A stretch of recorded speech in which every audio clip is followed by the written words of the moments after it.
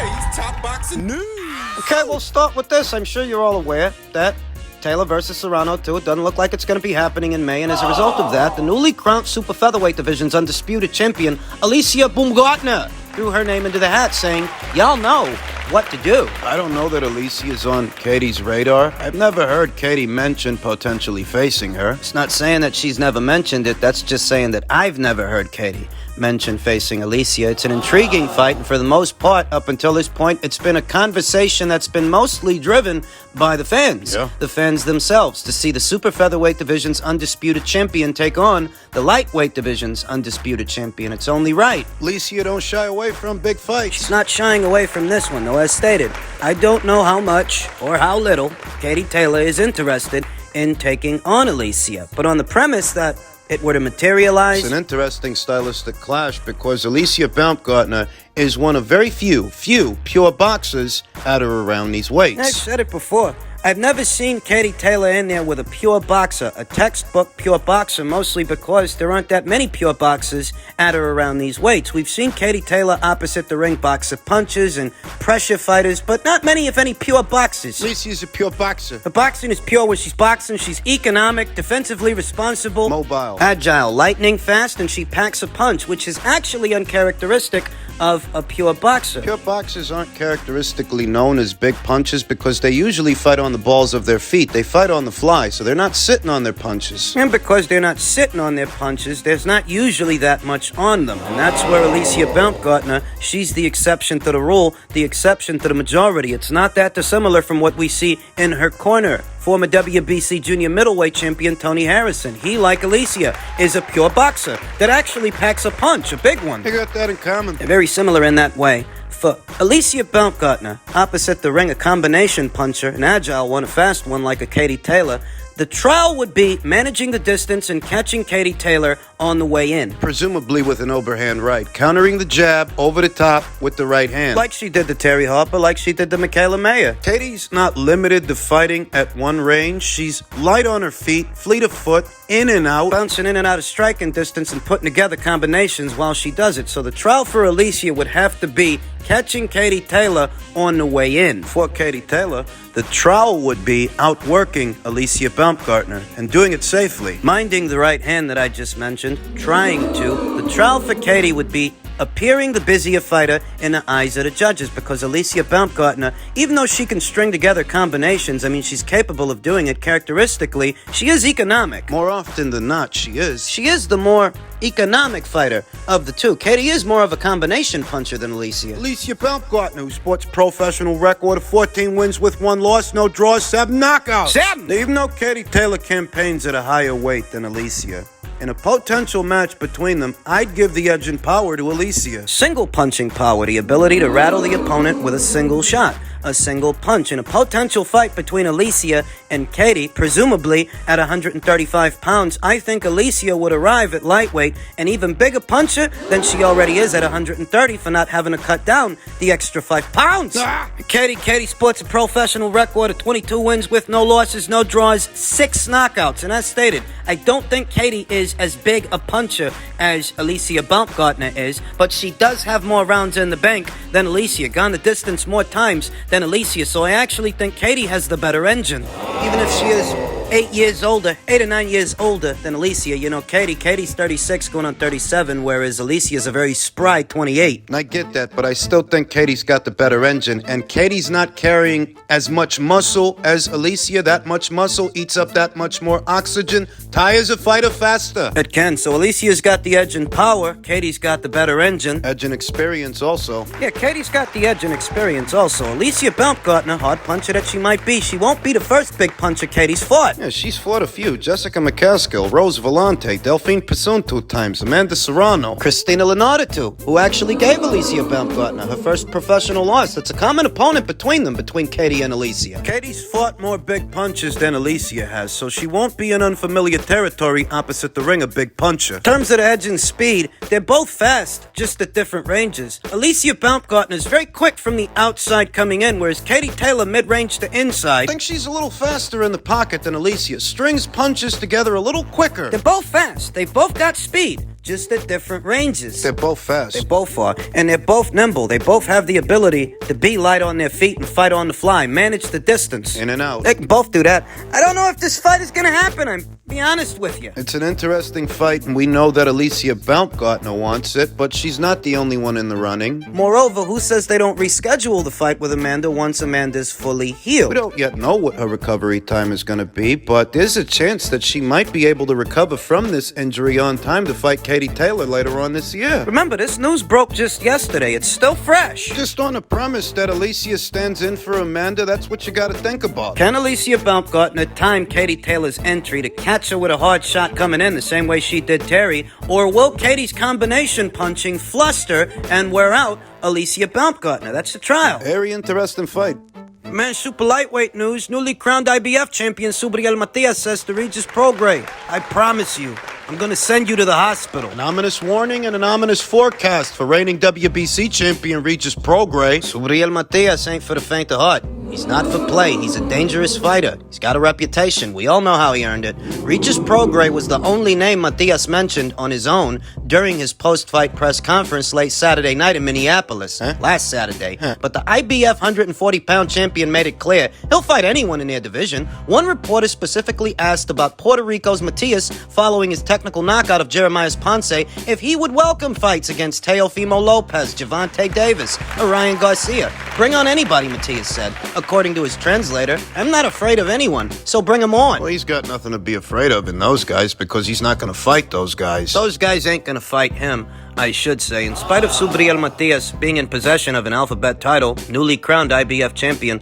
I don't think any of those guys are going to pursue a fight with him. Title or no title, he's a high-risk, low-reward guy. You think Gervonta or Ryan Garcia want any parts of this guy? Come on. Teofimo, he's over there on the top-ranked side of things. He's going to fight Josh Taylor for his belt, so why would he want Subriel? Come on. One opponent Matias seemed less interested in facing is unbeaten WBA super lightweight champion Alberto Puello. Matias and Puello both work with Al Heyman's Premier Boxing Champions, which would make their fight relatively easy to put together. The Dominican Republic's Puello is expected to make his first defense of his 140-pound crown against Rolando Romero on a date to be determined in May. I really hope that Puello goes somewhere else because I don't want to be his enemy, Matias said. I don't want to have the same kind of animosity against him that I have against Prograis, and I think that Puello's going to do big things on his own without having to face me. You know, I always watch fights with the volume down, so I wasn't aware that Matias said any of this stuff. I wasn't aware he actually had an aversion to facing Alberto Puello on the premise that they're good friends and he doesn't want to have to do to him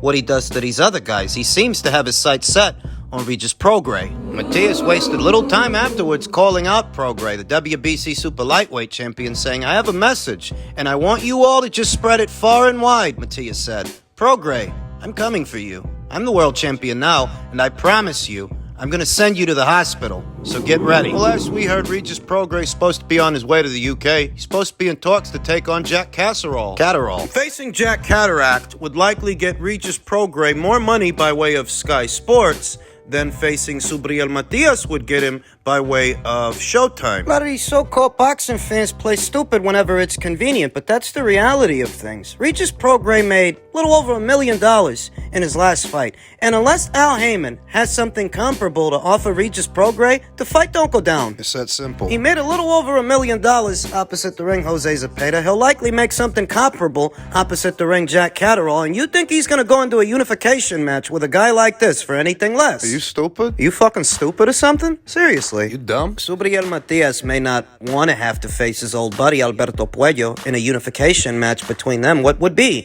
an in-house fight of champions? He said he doesn't want to have to do that, but what are his alternatives? What are his options? The guys they mentioned, Gervonta Davis, Ryan Garcia, Teofimo Lopez. You think they're going to fight Subriel Matias? You think those guys, some of which are on different sides of the street than Subriel, you look at those as palpable possibilities? They're not. Wake up and smell the coffee. Whether Gervonta beats Ryan or Ryan beats Gervonta, the winner of that fight, whoever it is, they're not going to mix it up with a guy like Subriel Matias. What's in it for them? An extended stay at the hospital. Neither Gervonta Davis or Ryan Garcia are all that pressed to pick up an alphabet title, to become a full-fledged champion. Gervonta Davis has been running around with a secondary belt for years now. He don't want to be a champion, neither does Ryan. Ryan's the one who says belts don't matter. So if Subriel's belt don't matter, what else can he offer you? And that's the unfortunate part. capable fighter, entertaining fighter that Subriel might be, he don't got a lot of marquee value. So a lot of guys, they're not gonna risk it. Not with him. Not Ryan,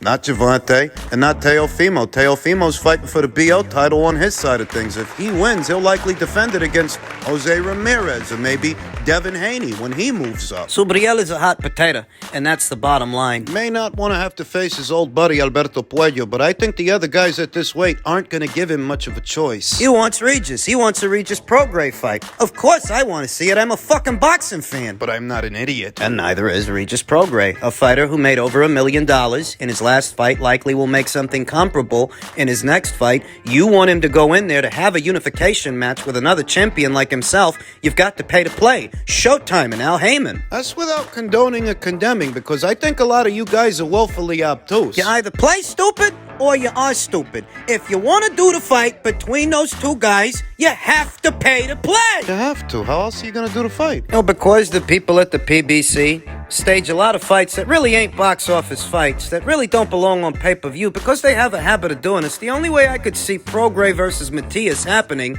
is if they bill it as a box office fight. I'd buy it. For my money, that's pay-per-view worthy. More so than, say, Ruiz versus Areola or Ruiz versus Ortiz, the upcoming Caleb Plant versus David Benavidez fight. Prograis versus Matias, for my money, is more box office worthy than those fights are. Than that fight is. I'd buy that for $1, and that's the only palpable possibility I could see to where this fight actually goes down. And it's got to be the PBC that gets it done, because Regis Prograis, he's not with a major promoter that has a broadcast partner in America. He's tantamount to a network and promotional free agent here. Now, last year he signed some kind of deal with Pro Bellum, but what good are they in the American market? They ain't got no broadcast partner, so no broadcast money. That's assuming he's still with them. He might not be, though. Even if he is, what good are they? I'm telling you. It's one of the few ways I could see that fight happening. If they give Regis a decent enough sized guarantee, bill it as a box office fight, maybe it goes down, maybe it happens. In what time frame? I don't know, because like I said,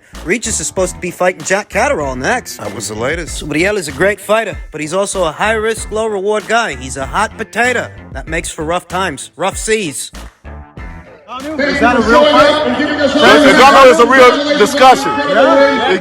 It's a real discussion. We trying to do a two-fight deal. Okay. One somewhere maybe here and the other one in Africa. Wow. So that'll be the fifth anniversary of Deontay Wilder was in attendance for this past weekend's Jake Paul versus Tommy Fury showdown. He left a lot of things to the imagination. Said Ngannou crossover fight, two-fight engagement, that's a real discussion. He also ran into the WBC titleist Tyson Fury during the same weekend for the first time since the end of their bitter trilogy in 2021, and he is actively seeking big fights. Wilder recently suggested that he is now a free agent, but that he's still part of the Premier Boxing Champions, his longtime backers.